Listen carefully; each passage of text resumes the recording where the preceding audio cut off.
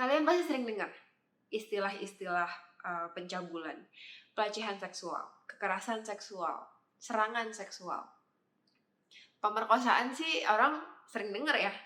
Tapi kalian pernah mikir gak sih, bedanya apa sih? Tadi yang gue sebutin, pelecehan, serangan, pencabulan, perkosaan, itu semuanya masuk ke dalam namanya kekerasan seksual. Bedanya pencabulan sama pemerkosaan apa? Kalau pemerkosaan itu kan adalah sexual intercourse yang dipaksa. Kalau pencabulan itu lebih ke anak-anak.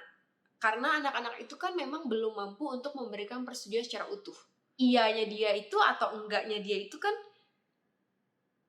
abu-abu gitu. Maksudnya anak kecil kan belum paham. Dia nggak tahu apa yang dibilang iya, dia nggak tahu apa yang dibilang enggak gitu.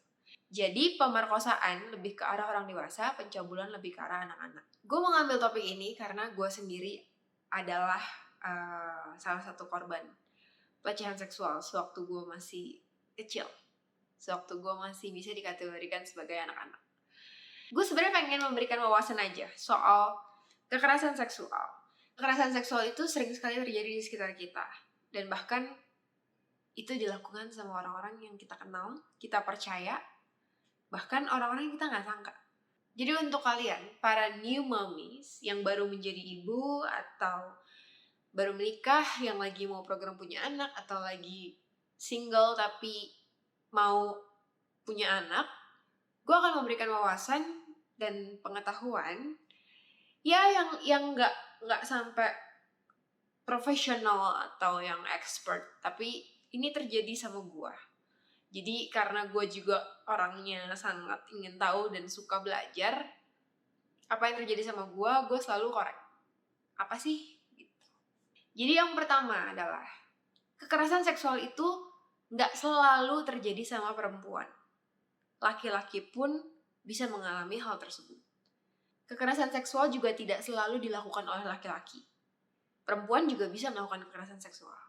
Jadi untuk kalian yang punya anak, jangan merasa tenang dulu kalau anak kalian laki-laki. Jangan merasa anakku cowok ini lebih santai lah. Enggak, sama aja. Cewek cowok sama. Itu bisa dilakukan siapa saja dan bisa terjadi sama siapa saja. Dan bisa di mana saja. Orang kadang-kadang suka ngegampangin. Kan saudara. Kan sedarah. Kan tetangga deket. Kan kenal udah lama. Cobalah untuk menjadi orang yang jangan denial. Jangan dikit-dikit enggak lah. Jangan dikit-dikit enggak mungkin lah.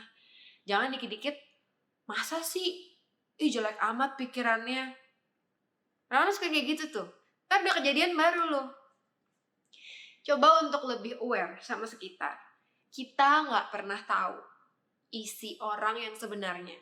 Lo mana pernah tahu sih sexual orientation saudara lo tuh apa? Ponakan lo, sepupu lo, emang lo tahu? Hal-hal seperti itu kan kita gak tahu. Ternyata dia suka anak kecil atau dia arouse sama anak-anak, kita gak akan pernah tahu. Terus lo tinggalin tuh anak lo sama dia. Betapa mengerikannya sekali setelah itu. Setelah lo pergi, itu mengerikan sekali. Simpel aja ya. Misalnya nih, anak lu doyan banget Indomie. Terus lo gak ngasih masak Indomie karena banyak micin dan segala macam. Mbak lo tahu dong, pasti kayak gitu-gitu kan pasti tahu. Suster lo, mbak lo, supir lo. Ternyata bangsat nih. Dia bilang, kamu blowjob aku ya, ntar aku kasih Indomie, aku masakin Indomie. Blowjob tuh apa? Nggak tahu, dijelasin sama dia, suruh praktekin. Anak lo emang tahu? Nggak tahu. Kalau misalnya kayak perkosaan, itu kan jelas ada physical contact. Akan kelihatan di fisik, dia bisa merasakan sakit, ada keluhannya. Tapi kalau misalnya kayak blowjob atau groping, ngeraba, megang-megang, emang ada bekasnya? Nggak ada. Dan anak lo bahkan nggak tahu itu salah, dia juga diem-diem aja, nggak tahu gimana, tapi itu berdampak sama psikologis dia, dan itu akan terbawa sampai nanti. Misalnya lo lagi di mall, terus anak lo mau pipis, restorannya di sini, WC-nya di sebelahnya, terus lo gara-gara males nih, udah deh ke WC sendiri, anaknya. Deket ini cuman sebelahan. Iya. Emang lo tahu di dalam WC itu terjadi apa? Bukan masalah anak gue pinter dia bisa kencing sendiri. Bukan masalah anak gue pinter tahu dia gak boleh duduk di kakus. Bukan. Lo gak tahu isi di dalam WC itu ada apa. Kan namanya orang kita gak tahu ya. Segitu banyak orang. Yang terdekat sama kita aja bisa kita gak tahu. Apalagi strangers gitu. Di tempat umum pula. Bukan soal lo kerja dari jam 7 sampai jam 5 sore gak di rumah baru kekerasan seksual itu bisa terjadi. Itu bisa terjadi sepersekian second. Anak lo lagi kencing tiba-tiba diraba, udah kelar. Itu kan kekerasan seksual juga. Yang terjadi gak sampai 30 detik bahkan. Terus habis dia balik dari WC, dia diem aja tuh. Dia diem aja, terus lo gak ngeh juga. Karena lo lagi asik gosip sama teman-teman lo. Seorang anak itu pasti menunjukkan tanda-tanda. Tanda-tanda mungkin dia diem, atau mungkin dia takut, atau mungkin dia jadi aneh perilakunya. Lo tuh jangan jadi orang tua yang banyak ignore.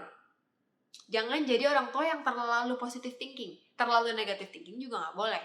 Jadinya parnoan. Anak lo gak bisa berkembang. Anak lo jadi apa? Di rumah aja terus. Lo kunciin dalam kandang gitu. Orang tua terlalu sering mengabaikan anaknya. Terlalu sering mendinai. Enggak lah, gak kenapa-napa. Itu buktinya anak gue gak kenapa-napa. Anak gue masih ketawa-ketawa. Berarti gak ada apa-apa dong. Gue pernah mengalami kekerasan seksual itu 3 kali dalam hidup gue. 1, waktu gue masih kecil sekali. 2, gue udah lumayan ngerti. 3, waktu gue SMA. 2 yang waktu gue masih kecil itu dilakukan oleh orang-orang terdekat gue. Yang pertama adalah supir gue, yang kedua adalah saudara gue. Yang ketiga itu sama stranger. Kejadian yang ketiga, gue menceritakan itu sama temen gue. Kita udah gede, udah berani untuk ngomong. Tapi 2 yang sebelumnya, ketika gue masih kecil, gue gak cerita sama siapa-siapa. Gue telan aja sendiri. Nyokap gue selalu bilang, kalau ada apa-apa cerita, kalau ada apa-apa ngomong. Gue tahu kok gue harus ngomong, gue tahu gue harus ceritain. Karena segimanapun waktu itu gue belum mengerti, gue merasa itu adalah sesuatu yang tidak pantas. Itu kayaknya naluri aja gitu. Ini ada kejadian yang tidak biasa nih. Kejadian yang tidak pada umumnya terjadi sama gue sehari-hari. Gue harusnya ceritain itu ke nyokap gue. Gue pernah mencoba untuk menceritakan itu, tapi akhirnya gak jadi. Gue takut. Takut apa, Tas? Gak tahu takut apa. Yang pasti gue gak berani ngomong itu. Jadi kalian harus super peka. Jadi orang tua itu harus super peka. Harus super aware. Anak kalian tuh ngerasa apa, menunjukkan ada ciri-ciri kenapa. Jangan cuma asumsi aja sendiri. Itu mah dia pasti lagi bete. Itu mah mungkin dia ini kali. Tanya ke anak lo. Karena bahkan ketika ditanya pun, udah lo korek aja belum tentu dia ngaku. Orang dewasa aja kadang-kadang kayak gitu gak ngaku loh. Takut aja gitu. Bilangnya gak ada apa-apa. Apalagi anak kecil.